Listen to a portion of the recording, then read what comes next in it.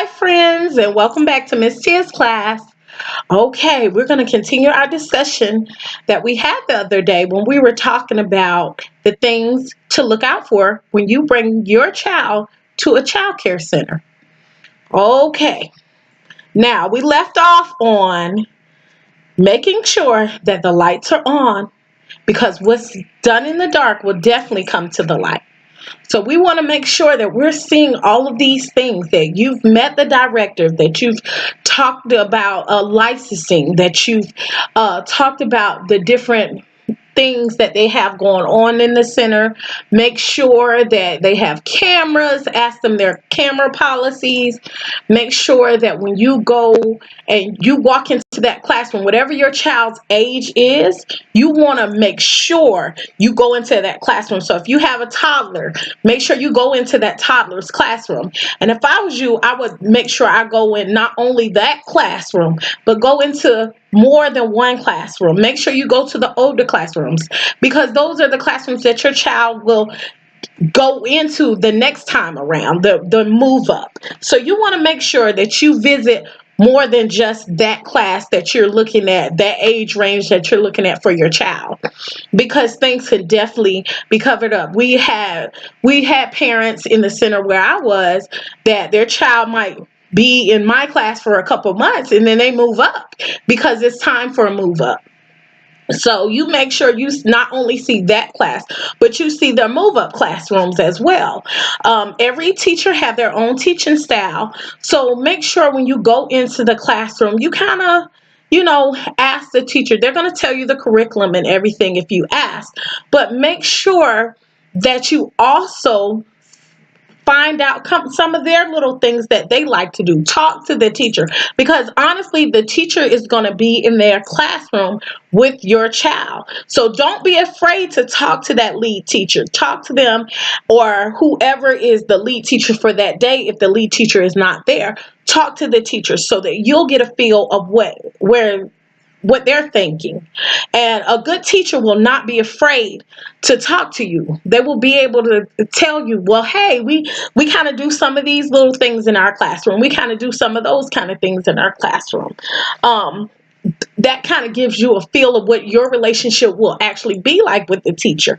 So it's always something good. Make sure you watch and see how the kids are interacting with each other as well as the teacher. That's very important because when you come in a classroom, even if the kids are in a little tussle, I've had parents that came into my classroom and the kids at that moment weren't getting along. A couple weren't getting along, but they got to see how I problem solved with my children, whether it was telling them to count, whether it was telling them, okay, calm down. I want to hear your story and I want to hear your story.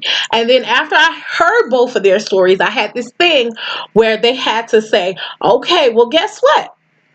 Guess what? Can you give him a hug and can you give him a hug? And then can I have a hug? And then we would all hug and we'll say, well, does that feel better now? Or we'll say, well, if you wanted something, guess what? And when you get finished, can you make sure that he gets a turn or can you make sure that she gets a turn? And that kind of worked out a lot with my kids and they would calm down and they wouldn't be so much upset or letting them, if they were upset, would you like to go sit on a pillow and calm down? So things like that, you want to see if there's commotion in the classroom. You want to see the teacher actually step in and do something like that. If children are fussing or angry or whatever, and you don't see those teachers jumping in, that's a red flag about that classroom. So just make sure you pay attention to small details. Make sure you look around the classroom and see the cleanliness of the classroom. Because some teachers have a lot of clutter and don't clean their classroom. And even though not saying it has to be spick and span because children are there all day, so of course it's going to get messed up. But make sure there's not like strong odors and there's not like, stuff everywhere that children can get in touch and it can harm them. Make sure you don't see anything like that hanging out because that's a red flag. Wait a minute. Why is teacher scissors out where children can reach them? Or why is there's cleaning supplies on the counter where children can pick those up. Make sure you pay attention to the small details when you go into the classroom. It's wonderful to see the kids and love the classroom, but make sure you're paying attention to the small details. All right. And remember, I told you, go to not only that class where your child is starting at, but go visit other classrooms. Make sure you paying attention to other classrooms as well. Okay, because things will, whatever is in the dark, will come to the light. And remember, we said the lights, we want the lights to be on. You make sure when you go and you're walking around and you visit the playground that you actually see teachers paying attention to the children. They're not posted up at the gate talking to one another, or they're not posted in the corner talking to one another. They are actually interacting with with the children that are there, so that when your child goes to that school, they'll want to interact with that child as well. So make sure, even if you pass by the playground before you go in the building, it's always good to pay attention so that you can see, are they actually interacting with the children? Because believe me, I know I have been on the playgrounds. I have been, and believe me, I'm not going to say I'm innocent at all, because at sometimes you see that teacher you haven't seen in a minute, you want to talk to them, but at the same time, while I'm talking, I'm always watching my children. I'm never just stuck posted up there with that person. I'm always watching. My children come, my conversation is short, very short. But you want to make sure that you're always looking out for detail, because that helps with children not being injured on the playground. So supervision in that spot is very important. Um, you always want to make sure that when you look, if you see something that you're concerned about, definitely talk to the supervisor. Definitely talk to the director. Let them know what you're feeling. This is your time to voice how you feel. And as a concerned parent, they have to be understanding. And you don't want to ever feel that a person is not hearing you, or they're just out to get your money. Because I've actually been to centers where it's just like there was no customer service. So you need to make sure you go to a place where there's customer service, where you go in and you feel safe and secure. There's cameras.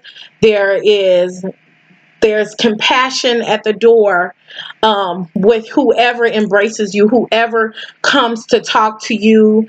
Make sure that you see how the teachers interact with the children.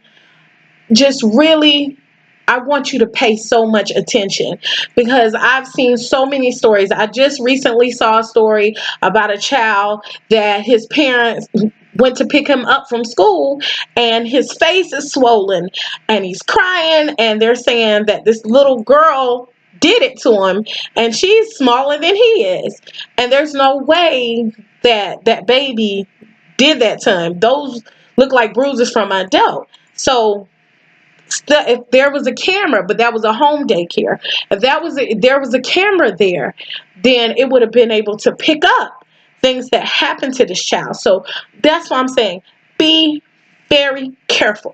Make sure you pay attention. Even after you get your child in the school, pay attention. Make sure you looking to see that the building is clean, that you don't see mold everywhere in different spots, that you have people there constantly. When you walk into my classroom, the first thing I'm asking you, excuse me, can you wash your hands?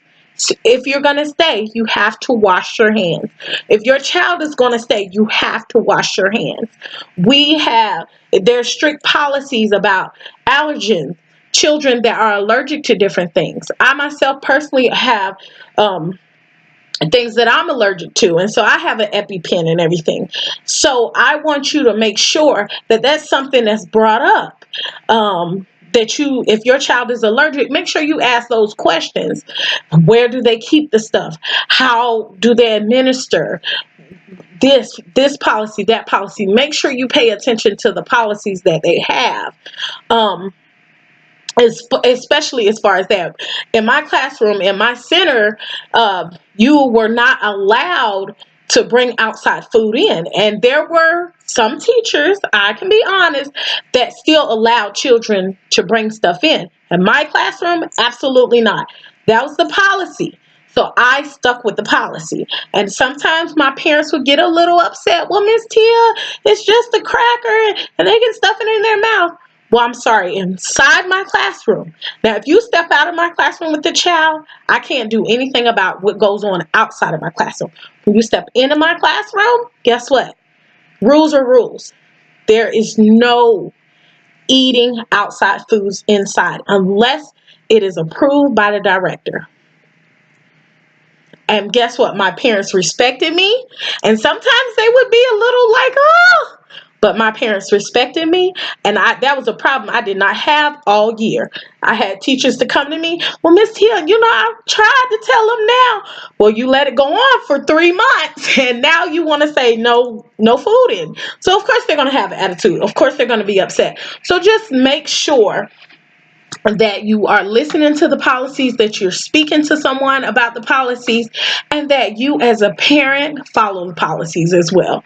And make sure you just pay attention to what is going on in that center, what is going on. Make sure there is some kind of policy on keeping people out of the center that shouldn't be in the center, so your child is safe all day.